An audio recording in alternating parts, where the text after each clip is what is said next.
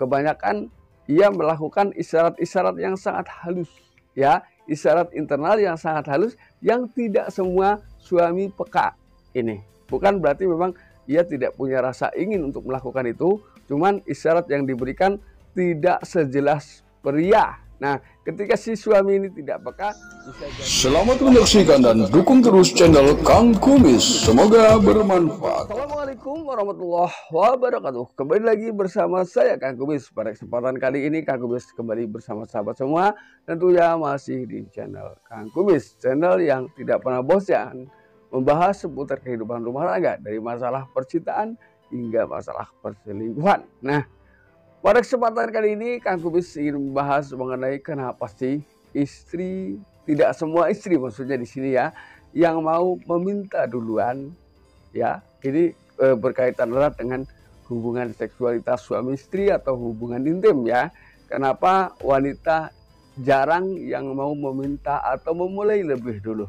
Nah, ini kita akan bahas apa sih yang ada di benak para wanita, khususnya para istri yang memang takut untuk meminta duluan kepada suami. Padahal ini ketika ini dilakukan, ketika kita berdasar kepada beberapa hal, ketika bicara tentang pahala dalam Islam ini, pahalanya sangat luar biasa.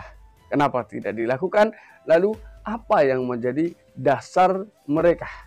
Ya, alasan para istri yang memang sampai saat ini belum berani meminta duluan mengenai hubungan seksualitas dengan pasangan sendiri. Padahal itu boleh loh, dan itu jauh lebih baik ya.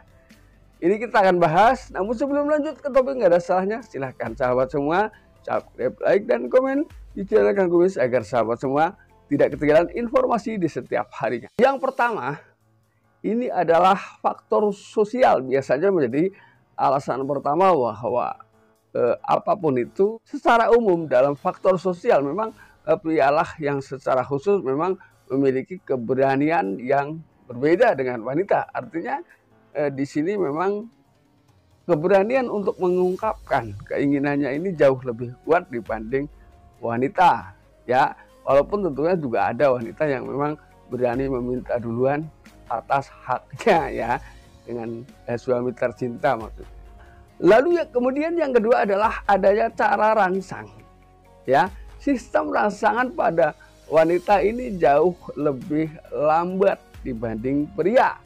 Ya, sedangkan pria ini akan mudah atau dengan cepat terangsang dengan mungkin apa yang ia lihat dan apa yang ia rasakan saat itu.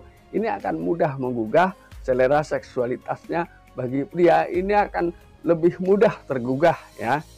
Ini dua hal yang menjadi sebagian alasan bagi para wanita kenapa memang enggan. Bisa jadi karena memang malu, risih dan lain sebagainya untuk mengajak lebih dulu. Walaupun memang di sini wanita juga memiliki sifat yang berbeda dibanding pria. Artinya si wanita ini lebih kuat menahan keinginannya dibanding pria. Ini. Kemudian yang ketiga adalah wanita memiliki sedikit isyarat secara internal dengan pasangan ketika menginginkan untuk berhubungan seksual dengan pasangan.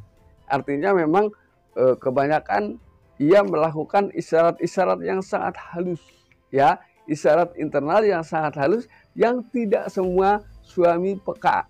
Ini bukan berarti memang ia tidak punya rasa ingin untuk melakukan itu, cuman isyarat yang diberikan tidak sejelas pria. Nah, ketika si suami ini tidak peka, bisa jadi itu pada saat wanita menginginkan atau istri menginginkan ini terabaikan karena si pria ini kurang peka dengan isyarat internal yang diberikan oleh pasangan. Ini hal ketiga ya. Lalu kemudian yang keempat, memang pria lebih mudah untuk tercipta rangsangannya hanya dengan hal-hal yang ia lihat ya, hanya dengan hal-hal yang memang ia lihat seketika itu. Maksudnya perjalanan dari saraf ke area yang menimbulkan rangsangan ini jauh lebih cepat tersambung dibanding wanita. Ini.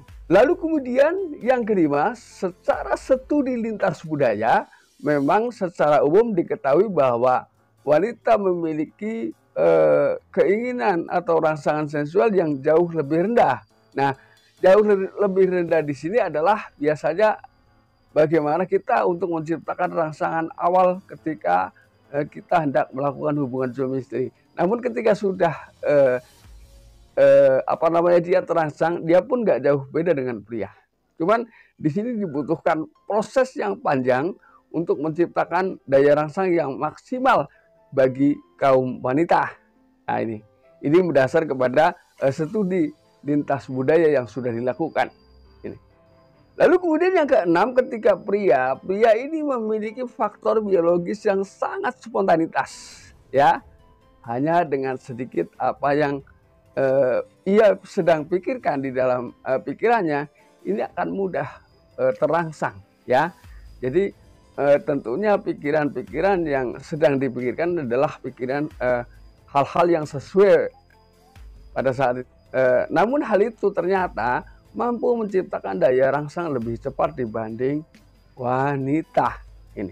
Lalu kemudian yang terakhir, ya, ternyata wanita ini ketika sudah menikah memiliki banyak kesibukan yang sebelumnya mungkin jarang dilakukan secara rutin, ya. Misalnya mengurus anak dan lain sebagainya. Ini menjadi salah satu faktor kesibukan-kesibukan baru yang bisa menciptakan penurunan hasrat seksualnya, ya. Jadi kuncinya di sini adalah untuk menciptakan sebuah kestabilan, ya, dalam hubungan seksual atau hubungan suami istri ini tergantung kepada prianya. Jadi pria harus pandai-pandai menciptakan situasi ketertarikan yang stabil. Bagaimana agar hubungan seksualitas setelah berumah tangga ini berjalan sesuai dengan apa yang kita inginkan, ya. Artinya sesuai dengan aturan, sehingga hal ini tidak menciptakan percikan-percikan masalah kecil. Karena biasanya hal ini ketika memang wanita tidak dirangsang lebih dulu, ini sulit untuk bangkit. Ketika sudah bilang tidak ingin, maka ketika kita tidak pandai, maka betul-betul tidak ingin. Nah, namun ketika pandai menciptakan itu, maka secara perlahan daya rangsang wanita akan kita dapatkan. Dan di sini butuh proses, artinya pemanasan bagi seorang pasangan, ya, ketika hendak melakukan hubungan suami istri ini sangat diperlukan, ya, untuk menciptakan daya rangsang yang maksimal bagi pasangannya, ya.